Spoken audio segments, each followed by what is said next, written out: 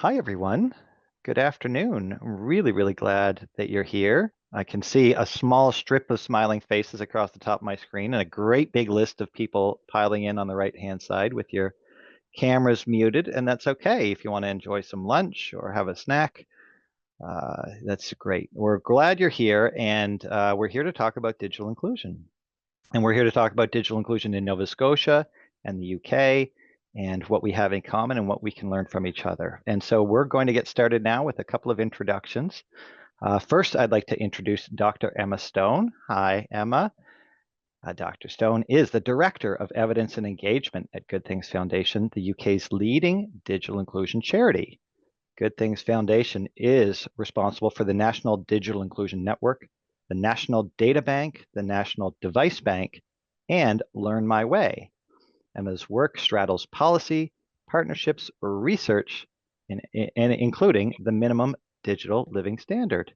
Hi, Emma. Thanks for joining us today. Hi, Matt. Hi, everyone. Really delighted to be here and looking forward to the next hour.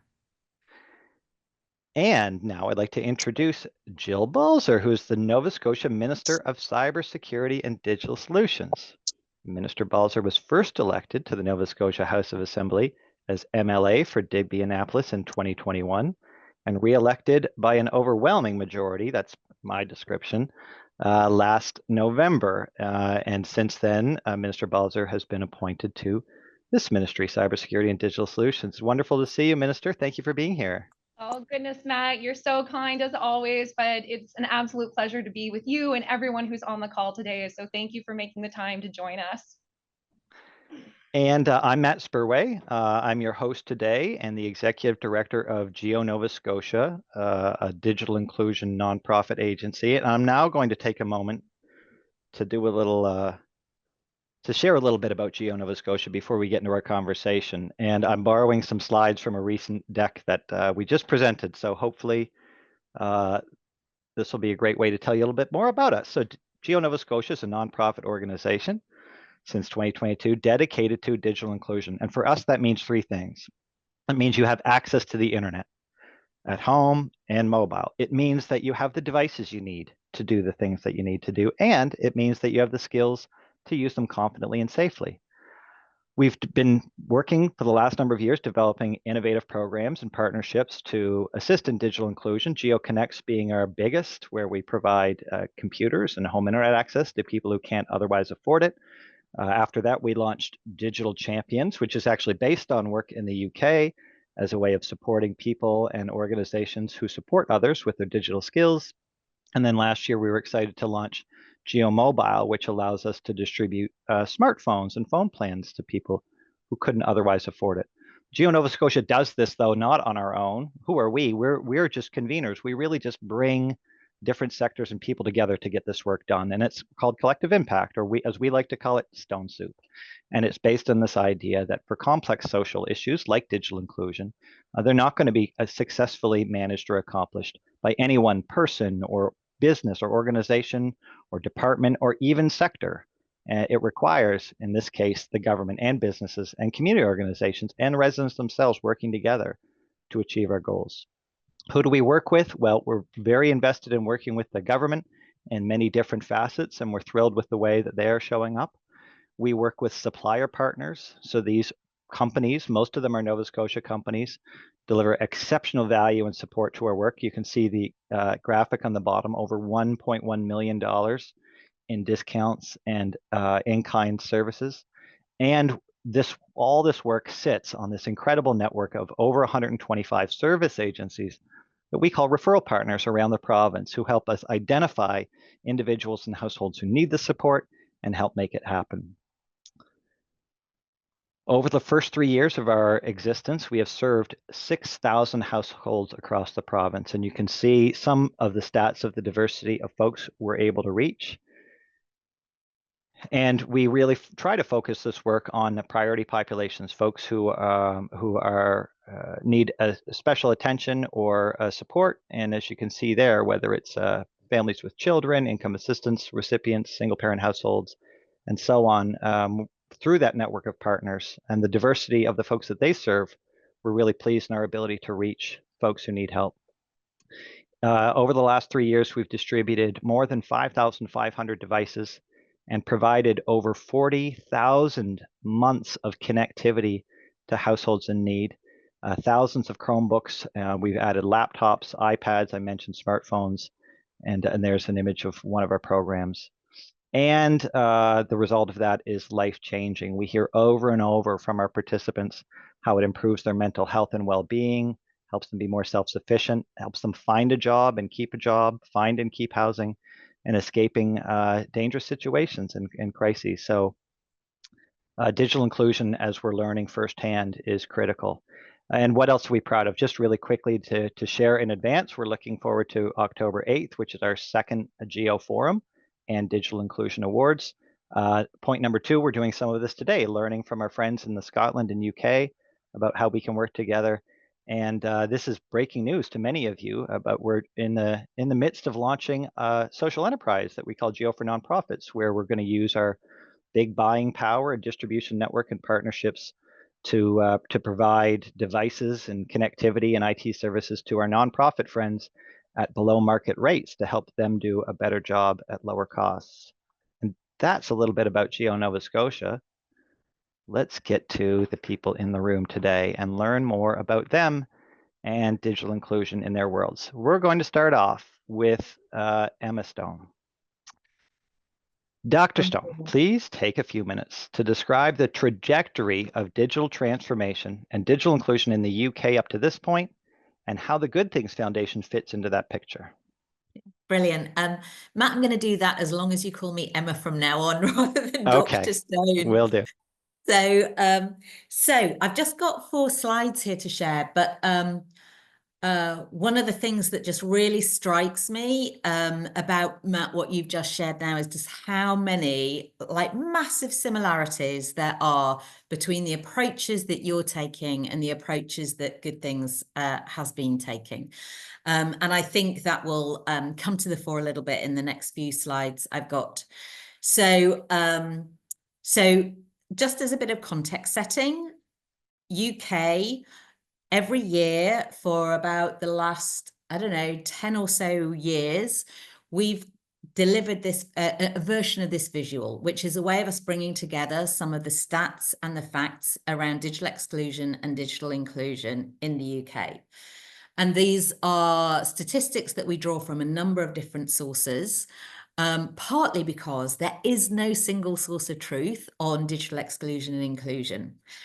Which means it's really challenging, which actually makes it very difficult to make the business case, very difficult whether you're a community organisation or a minister to be able to get a handle on what exactly is it we're talking about and how do we shift the dial. But I wanted to share this slide as well, because one of the things that we talk a lot about is how we can fix the UK's digital divide. But at the same time, we know this divide is not just binary on-off.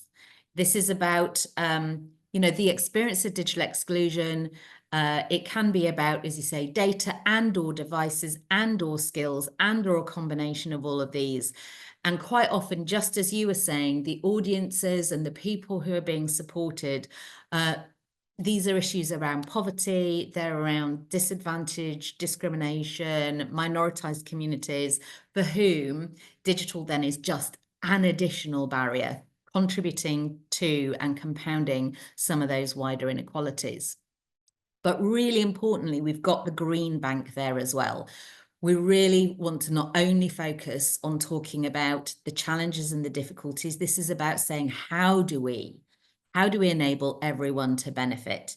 And so, and that's always a starting point for us, where we're going, yeah, we're called Good Things Foundation because we do want to help achieve good things. And we want people to be able to use digital to achieve good things in their lives. And that then isn't only about kind of skills, it's also about that confidence and being able to be safe online. And that's why we were really pleased to be involved in the minimum digital living standard research. And some people in this virtual virtual room might have been here in February for another kind of exchange conversation, which was around the minimum digital living standard. And that was very much engaging with members of the public to go, what is it that a household needs in the UK today to feel digitally included? And it is absolutely that combination of things, including things that are around digital safety and digital well-being, as well as those practical skills and the kit and the connectivity. So bringing together evidence is part of our role, but we're also, like Geo, working really, really practically, and we are doing that through partnerships and collaboration. So this is our on one slide strategy for 2022 to 2025. And this is about saying upfront, we are here to fix the digital divide for good. We want to see good things happen. Down there, you see like big, bold, ambitious goals about growing the network of community organisations and others to over 5,000 across the UK and engaging 1 million people across the UK to benefit. We set that out in April 2022. Most of us felt a bit, okay, this is a big challenge. And I should be saying, a couple of weeks ago, we announced that we've already met our target. So we were absolutely thrilled. And it just speaks to that point of, if you don't have big goals, you don't get change to happen, right? So that was really, really brilliant. And I'll say a little bit about the kind of different ways in which we work. So one of those, very similar to Geo, is the National Digital Inclusion Network. So this is a free to join network for organisations, hyperlocal, based in their communities. Some of them are local branches of national organisations, others are entirely independent. Some are public libraries or community libraries, homelessness hostels. We've got some primary care organisations getting involved as well, you know, real mixture, which means that their confidence, capability, and capacity to deliver digital inclusion actually really varies. What they're all doing in different ways is recognizing that there are needs amongst the people they work with and support, and that they are part of wanting to respond to that. And quite what they can do and how they do that varies. Some are more in the skills space, some are more in the supporting with access space, some take a very holistic model. So it really, really varies across that network. And therefore, one of the most important things we try and do is make their jobs easier by providing resources like online learning, a platform which is designed for use in community settings rather than independent use online, resources, peer support, but importantly also, this is where the National Data Bank and the National Device Bank come in. So these were both things that we set up during the pandemic, because we realized a lot of the existing members in the network, when the doors closed, they knew who wouldn't be able then to access the internet. So in the pandemic, we worked really hard with other partners to get devices with data out through those community organizations.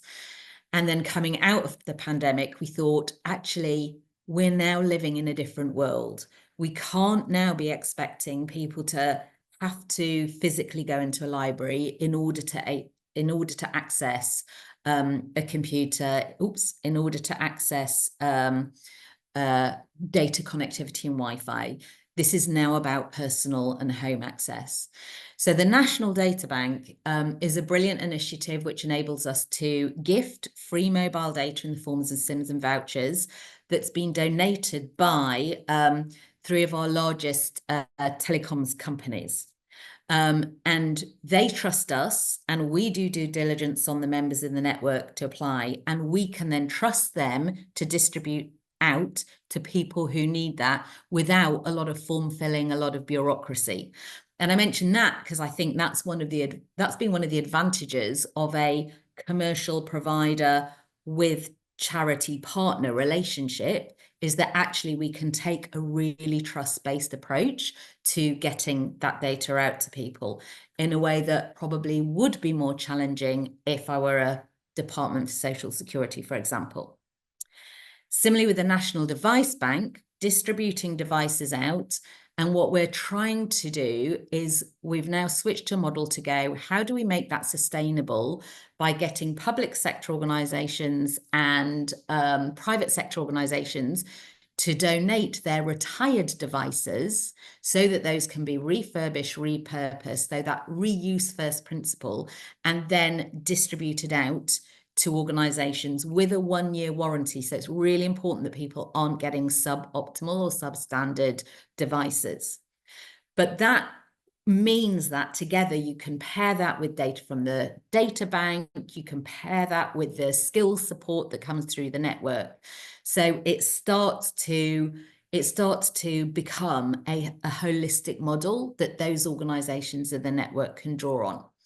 If but the challenge is always there is more demand for devices than we're able to meet through supply. So we're working really hard on that. But that's part of the delivery side. And it's really interesting because for the last 10 years, we have not had a government in the UK at the UK level that has been refreshing its digital inclusion strategy or really driving this forward. And I mention that because in some ways, the strategy we have for good things from 2022 to 2025 has kind of been a national strategy. In many ways, we've been filling the gaps and creating that national infrastructure. So alongside that, we have kept relentlessly saying, government needs to do more. Government needs to develop a strategy and step into this space. And that has now happened brilliantly, and we've been able to start ticking off some of our policy asks. I should say that these are being ticked off in that in the first two, government has made a commitment to looking at its own devices and making those available. It's doing a pilot and is also working with us to create a charter to encourage more businesses and public sector bodies to do likewise. It has set up and published a first cross-sector digital inclusion action plan. So as I said, we haven't had this for over 10 years. And within that, there are specific references to needing to remove some of those significant barriers and co-investing and really recognizing that community-based digital inclusion support is vital. I say we're ticking off these policy asks. That comes with a caveat of for now, because what we're waiting to see is then the action and the investment that follows from those commitments. But nonetheless, it feels like a really significant moment for us in the UK to have a government that is making digital inclusion a priority. And you'll know from Scotland that they prioritise this more during the pandemic. So this is about the UK government level.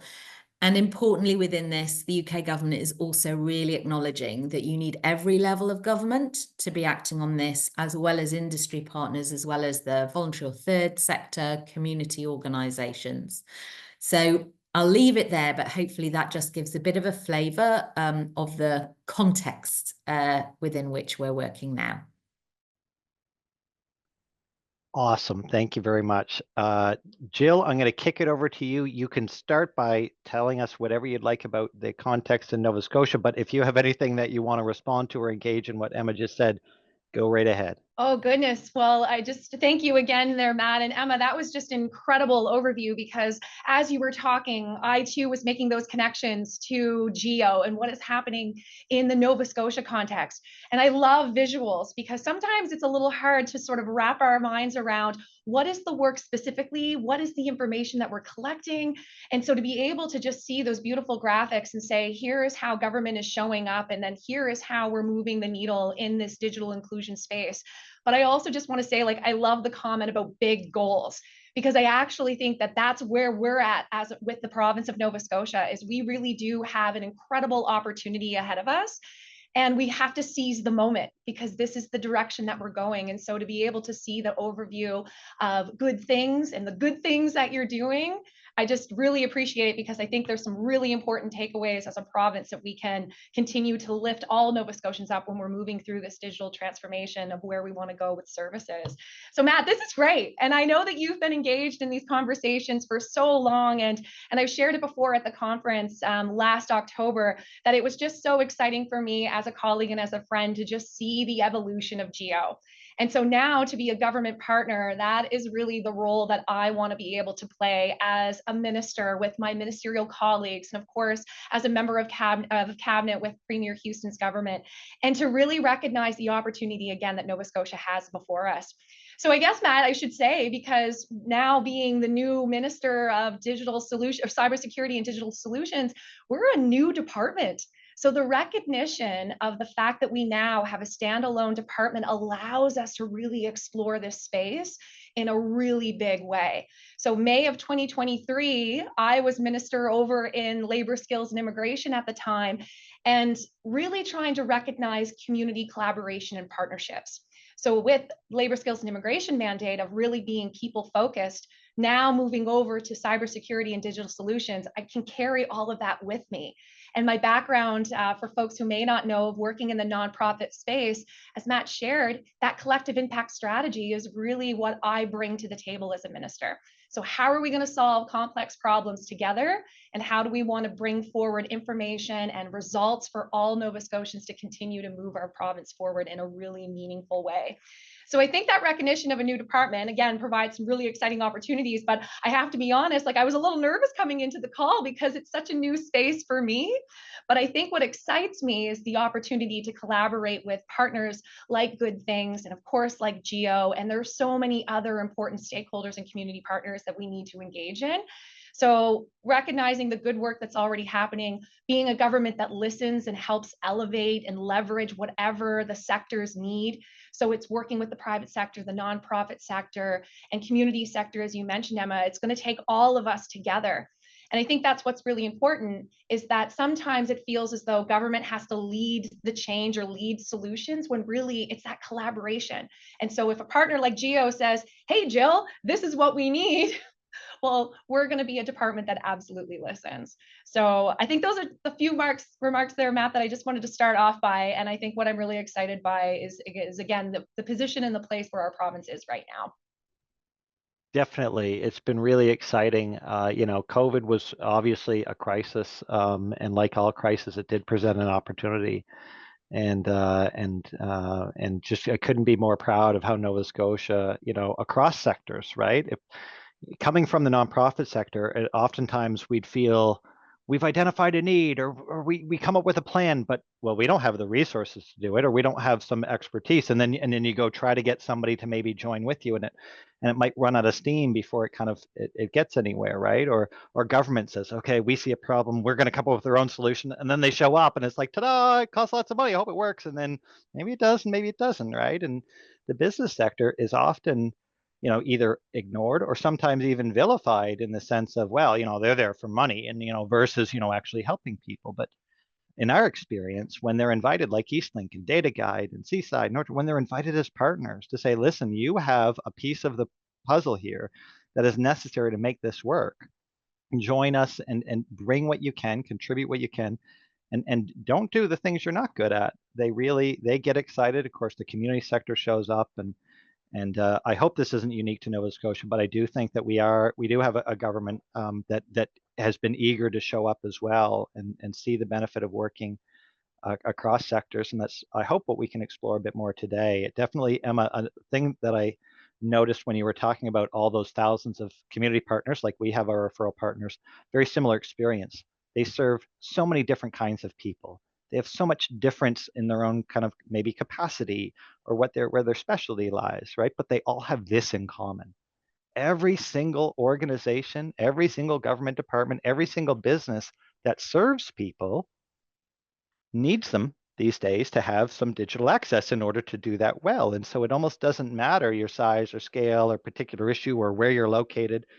Digital inclusion is a priority and something that you need and something that you can contribute to. So I don't know, I grew up with Schoolhouse Rocks. So 3 is a magic number, and you need access, you need devices, you need skills, and to get that, you need the government, you need businesses, and you need the community. And we've heard that from both of you. So let's get into those discussions about different sectors. I'm going to put it back to you, Emma.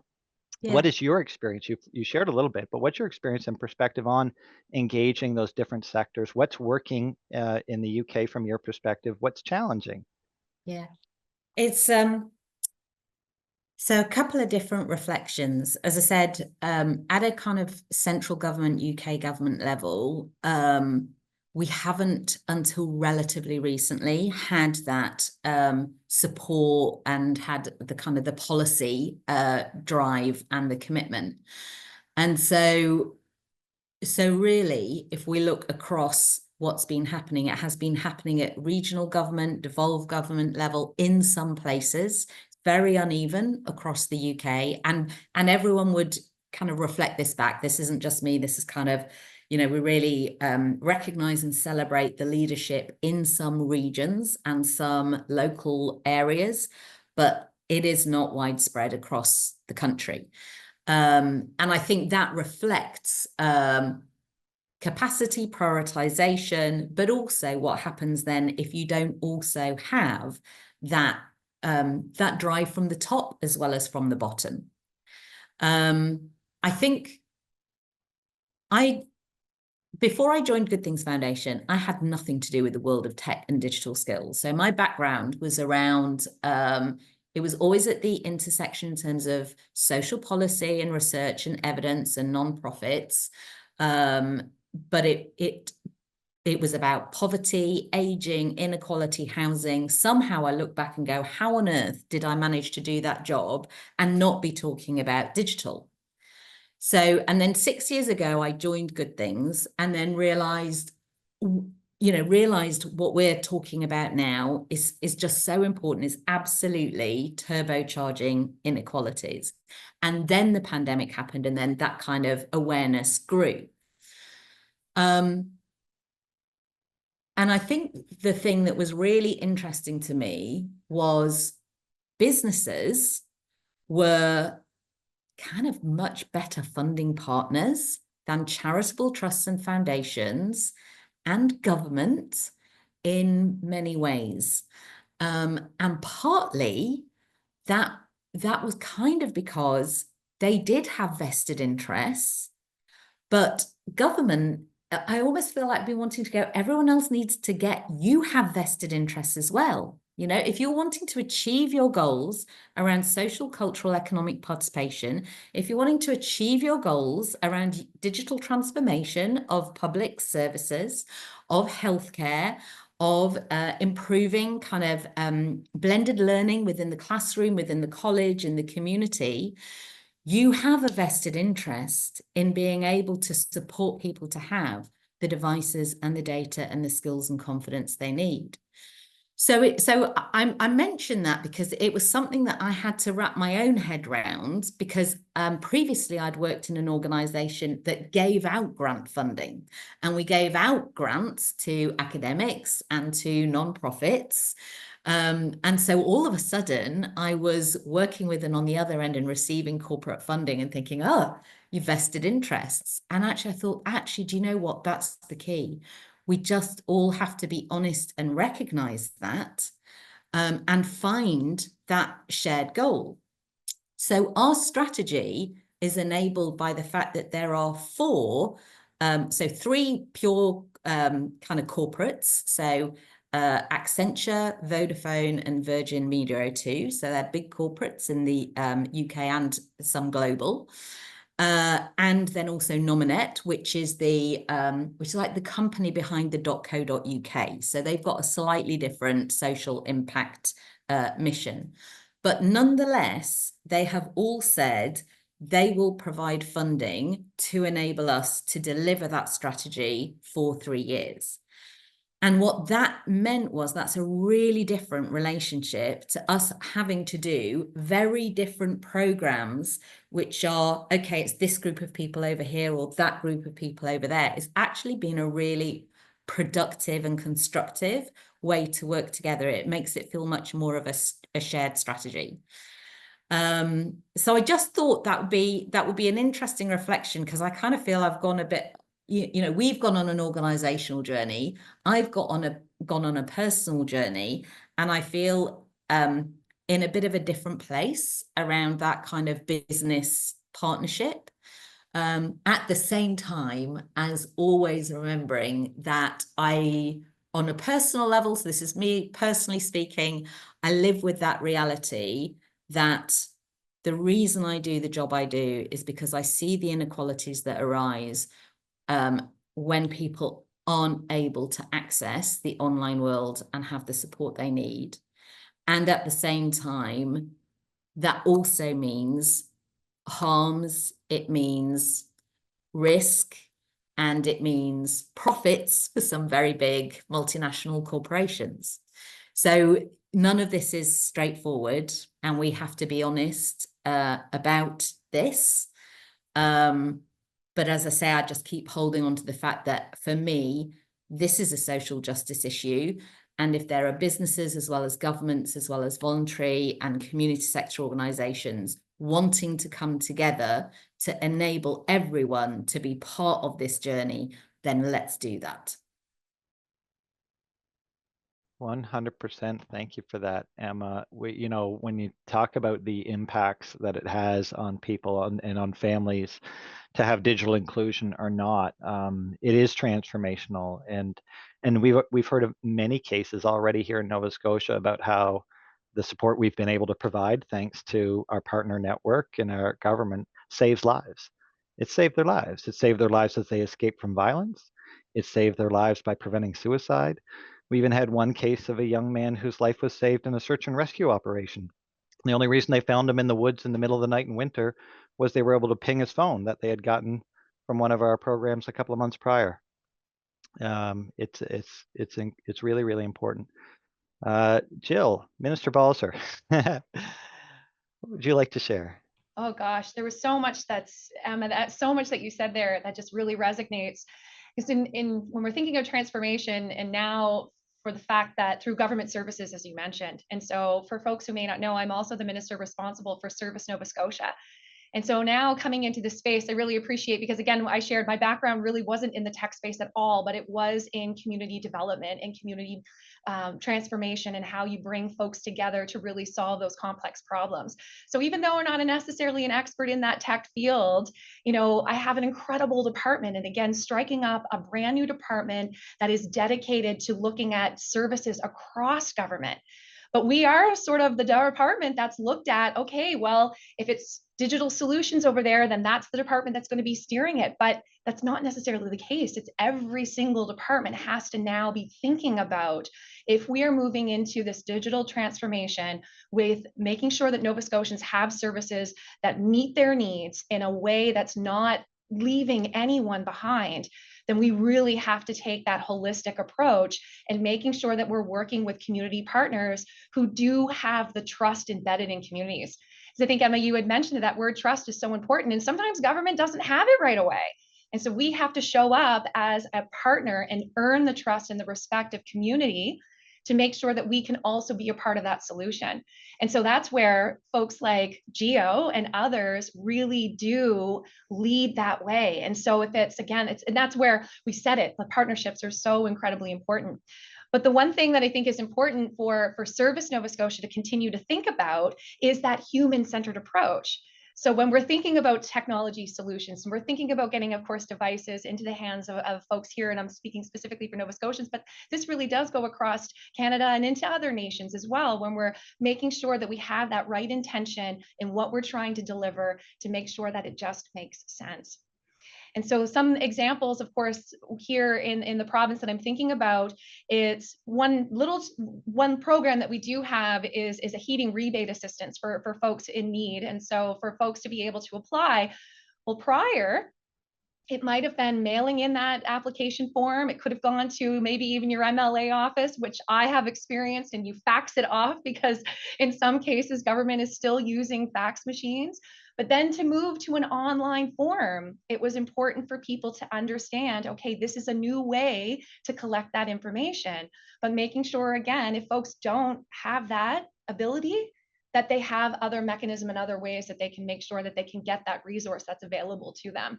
So I'm constantly thinking about any service of whether it's going into an access center to renew your driver's license. What does that experience look like? And where could it go if we move into that digital space? So again, it's just kind of linking that back to that human-centered approach to everything that we do. And especially when we're moving into this space where Nova Scotians might not necessarily be ready in some ways. And so we have to recognize that. And again, it just leaning on partners like Geo to make sure that we're all doing this work together. Well, I think, building on what the two of you just said, I mentioned in our slide, collective impact is kind of the formal or academic way of describing the approach that we've taken, but we like to call it the stone soup approach. And if you know that old fable about a town all contributing little bits of what they had, and they ended up making a big soup that fed them all, the same thing happens with digital inclusion. So yes, we've talked about how government is necessary, a business is necessary, and the community is necessary to make it happen, right? But it's not like it's a one-way street where somebody has something and they give it to somebody who doesn't, and then it's over.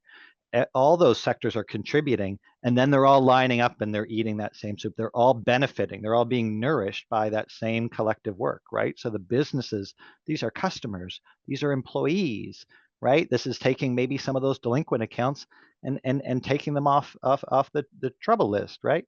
For the government, I mean, all of that stuff the minister just described, our digital health and e-health initiatives and mental health initiatives, our educational initiatives, the employment initiatives and programs that are being developed and worked on and made online. That doesn't work if 20% of the population can't access it. So when the government contributes to digital inclusion, you're absolutely benefiting. And Emma, to your point, the governments need to appreciate that this is something that feeds back into their work, and it really is a force multiplier. It's like adding, throwing gasoline on a fire, but in a good way. Like, you get digital inclusion in the government programs, and they really light up and become a lot more powerful and a lot more effective. And the outcomes for the people that we're trying to serve just get better and better.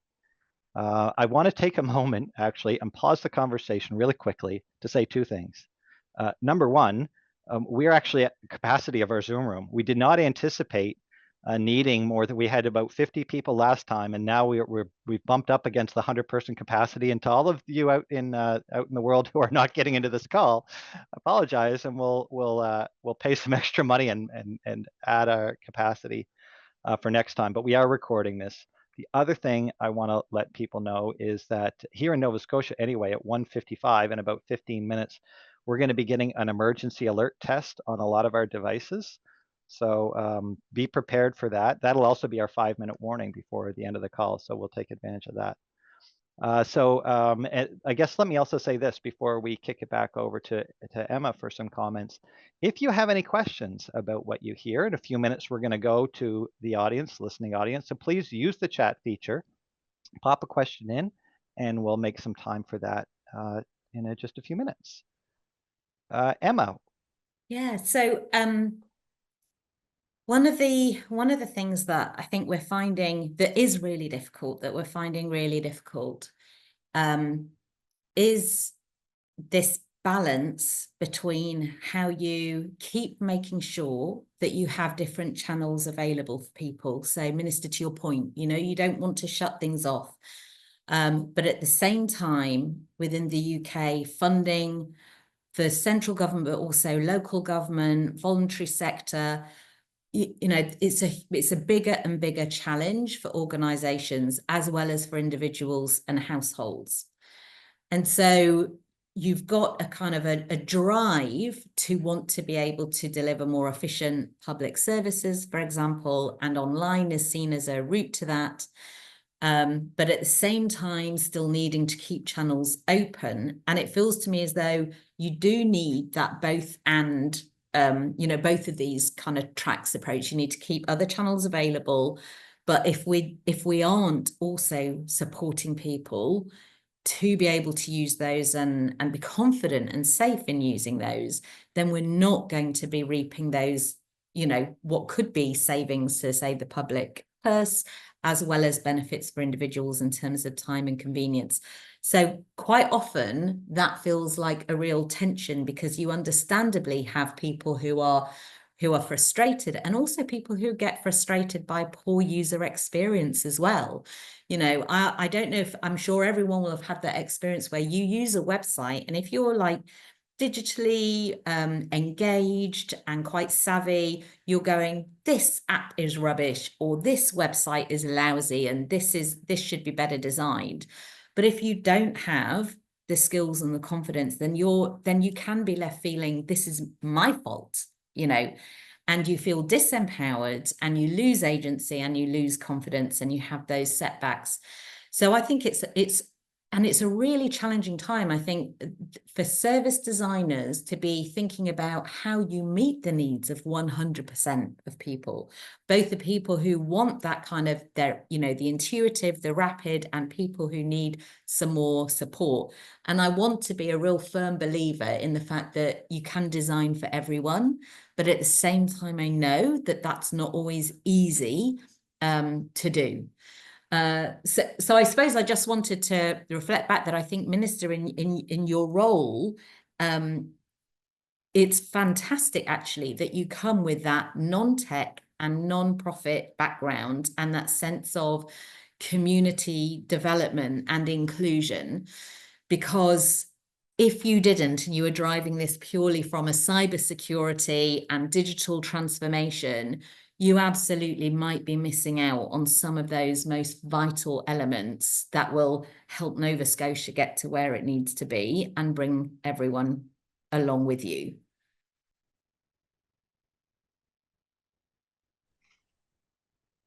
No, Matt, you go ahead first. If it's okay, I just want to say thank you for that, Emma, because as you were speaking too, and I was trying to take a little peek in the chat, maybe Matt jumping ahead, but one thing that I was thinking about too around service delivery, as you said there, Emma, when cybersecurity and digital solutions might be the department that has to create the program, or we might be the one that has to respond to something that government is doing. I think that's why it's so important, again, that across government approach, that we are not an afterthought. So as something, Matt, that you had just mentioned, when we're thinking of the school lunch program that the province had rolled out, well, it was our department that had to build the platform so families and parents and guardians could go online and make sure that their child was receiving the lunch program. But one question that had come up is, if you don't have a device, you don't have a computer at home, or if you don't have the internet or access to any of these things, how are you going to be able to participate in this program? So making sure that there were partners and folks in schools that also could help with that was another thought of, we need to make sure that we are taking care and intentionality in the programs, that yes, we are responding by building this program, but yes, we have to make sure that there aren't unintended consequences once it rolls out. But something else that you had said that really made me reflect on also being in a space where we can test and try too. But that comes back to working with partners where that trust is there, so that if we don't necessarily roll it out in the most perfect way, at least it's rolled out and we can work together to make it even better than when it started. And another example I'm thinking of is with virtual healthcare. So when we rolled that out across the province as a permanent access point for Nova Scotians after the pandemic, well, again, if you don't have a device or access to the internet, how can you participate in virtual care? And so being able to see how that's been thought through in the Department of Health and Wellness, that in my constituency, as just one example, we have a health clinic that is a virtual care clinic. So if you don't have a computer, for example, at home, you can go to this clinic and actually have them facilitate setting up the appointment, setting up the call for you, and even if it is setting up your profile so that when the physician comes online, you know exactly what you need to do and you're right there with everything in front of you. But that's just a few examples to think, okay, we're moving into this space. Maybe again, in the rollout phase, it wasn't perfect, but if it's something that is now going to be part of services within government, we can continue to reflect on what needs to be done to improve these services onward. Mm-hmm. Yeah, it's not going to happen overnight, that's for sure. And it's a huge learning curve and a lot of heavy lifting to do. And, you know, to bridge, you kind of touched on, to bridge to one of the questions here from Kirsten, and it really touches on the skills piece. And that's something I think that any of us in the space realize very quickly, it's actually easy to give away a bunch of computers and internet connections, relatively speaking, right? It's a system. It requires resources. It requires partnerships. Yes, it requires even relationships and trust. And like that can be done. That's an organizing challenge. But skills, right? Like a computer's a computer. I give away 500 computers. They're all the same. But if you're trying to teach computer skills to 500 people, that's 500 challenges, not one. Everybody's different. They learn different. What they want to learn is different. How they're going to learn is different. Where they're going to learn is different. And this is a challenge that I don't think any jurisdiction has really met yet.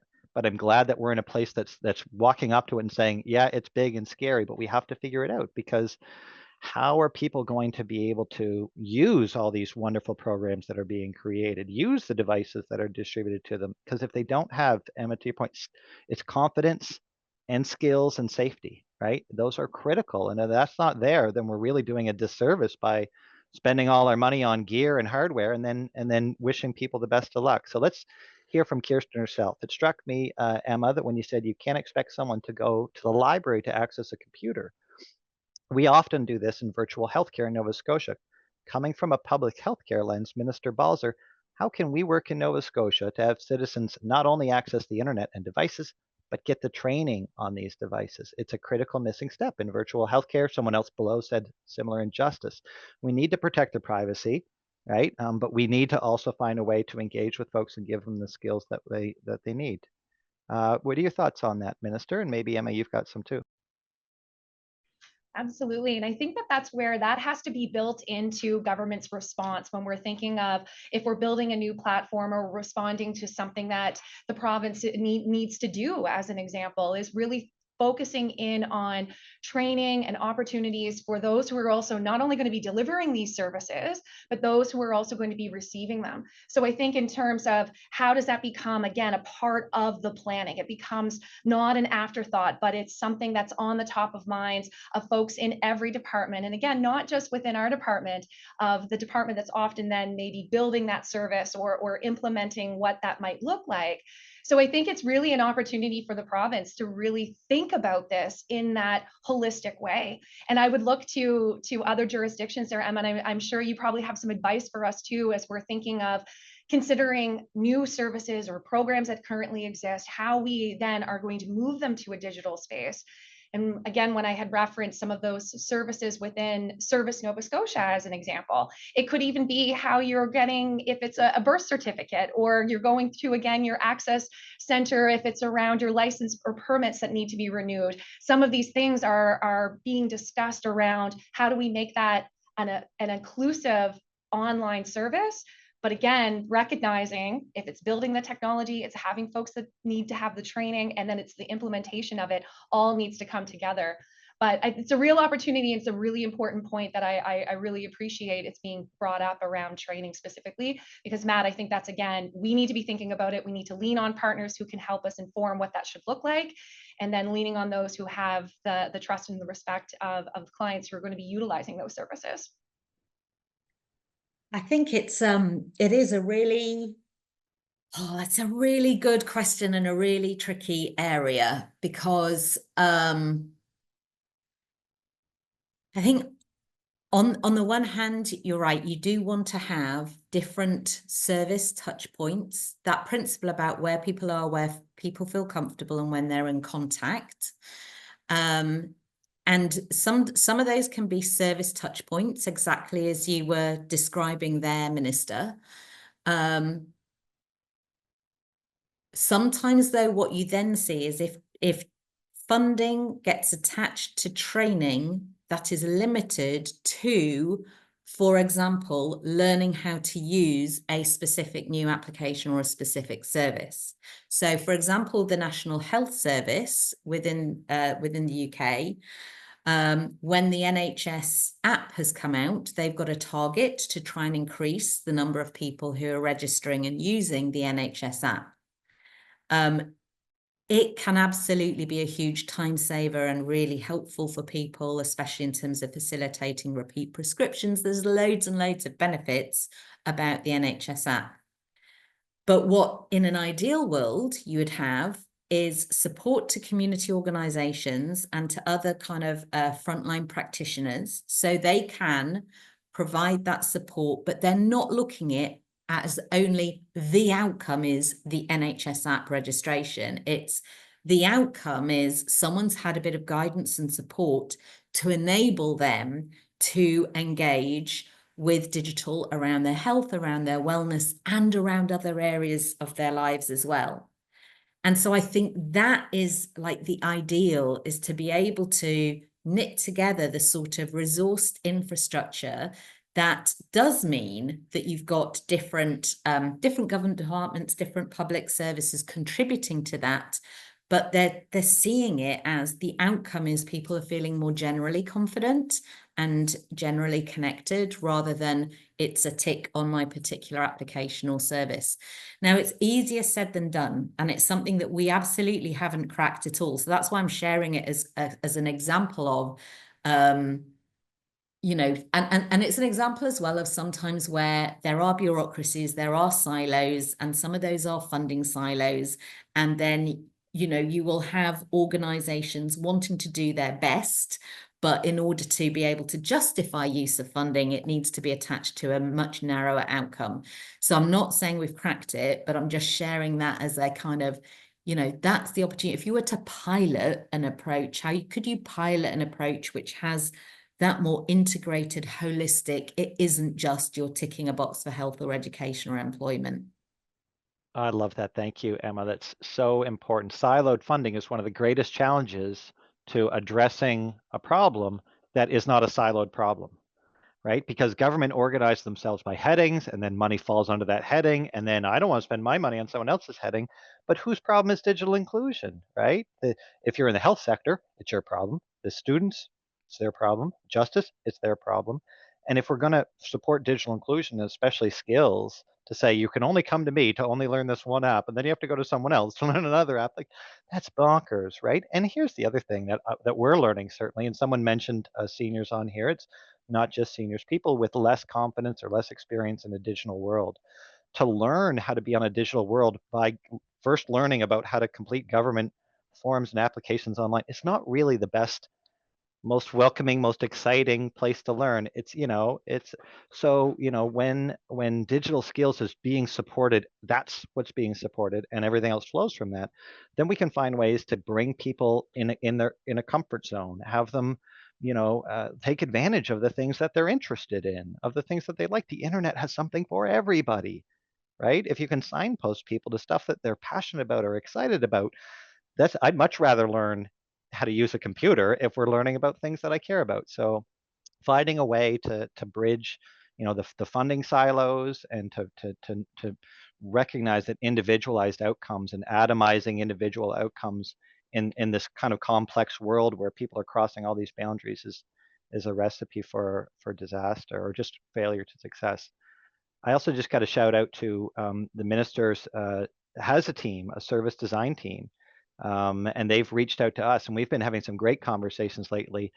We're looking for ways that we can actually help each other. So, you know, they're going to see if they can help us, because we have a big online system. Like I said, we took 6,000 referrals in the last few years, all computer based.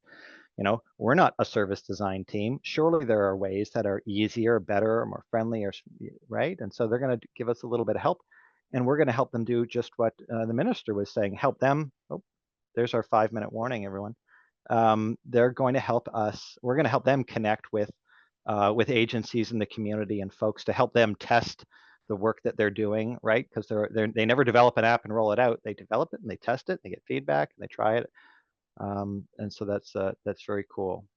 All right. Well, with 5 minutes left, unfortunately, I can't read any of these other questions out. I can't do anything more, but tell you this, that Eilish is going to release a survey on Zoom right now that to get a little bit of feedback from you. So we do appreciate all of you who are here taking a moment and filling that in. It's a very important piece for us so we can keep learning about how to do what we're doing and do it better.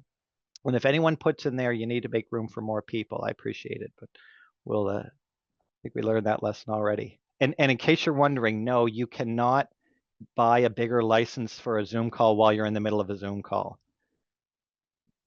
We just checked. We checked about 30 minutes ago. So if you're wondering, I think personally they should do that, but just charge you double. Like, okay, we can do it in emergency if you're really in a jam. But anyway, so ILIS is releasing that survey. While you're completing it, let me tell you again about the Digital Inclusion Awards and the Geo Forum 2025, which is now scheduled for October 8th. Early registration for this one-day hybrid conference and nomination forms for the awards will be going out in the next few weeks. So we very much hope to see you all there. And I'm just going to check in with our guests one more time for closing thoughts before we wrap for the day. Emma, you get to go first. So just a huge thank you, actually. I knew I would really, really enjoy this session and the conversation. And I just think this opportunity to share and exchange learning ideas, none of us, like, we're all trying to figure it out together, and it's just so valuable to be able to do this. And I'm really excited about what's going to be happening in Nova Scotia. So yes, early in your role, Minister, but I feel really excited for what you're going to be able to take forward, especially with the likes of the people in this virtual room, as well as the brilliant Geo and Matt. Well, I'll jump in and just closing gratitude to everyone who's on the call and the comments that are coming in. And I know we didn't get to all the questions that were brought forward, but I just want to say the opportunity to be able to gather in this way is really special. And Emma, getting this chance to hear from you and connect with you, and Matt with you as well. As always, you know how much I love Geo and how much I am going to be an advocate and an ally to your organization, but also just recognizing the incredible organizations that are also on the call. Through my former department of LSI, I see that the community learning organizations are here today. So I'm really pleased to be able to say hello to all of them, because Nova Scotia really is a special province when it comes to the breadth of what we have the ability to be able to do. But we are also leaders in this space. And so I mentioned right off the beginning that we now have this newly formed Department of Cybersecurity and Digital Solutions, but we have incredible people at the helm who have been doing this work and can help as a partner to government, advising myself, my team, working with us. It really is an extraordinary time for our province and our nation, and of course for our global partners. And to be looked at nationally as, hey, Nova Scotia's doing something good and we can show everyone else what's going on here, I think is really exciting. So to be able to be a part of that is truly an honor. And thank you again, Matt, for organizing this for us. No, thank you both. Thank you both. It really is exciting time for digital inclusion, exciting time in government, in the community sector, and you're right. Nova Scotia is a leader in digital inclusion across Canada, and I hope we can extend that lead by keeping on the track that we're on. So if I get everyone out the door before 2 p.m., I think I get a bonus point for that. So Minister Balser, thank you so much again for your time. Emma, thank you, and your colleagues at Good Things Foundation. I'm going to ask the two of you to stay on the call just a little bit longer. But everyone else, thank you again so much for attending. We'll be sending out a follow-up. We'll be saving the chat. We'll be sharing a video. And again, keep your eyes out for information about October 8th. Thanks, everyone. Have a wonderful afternoon.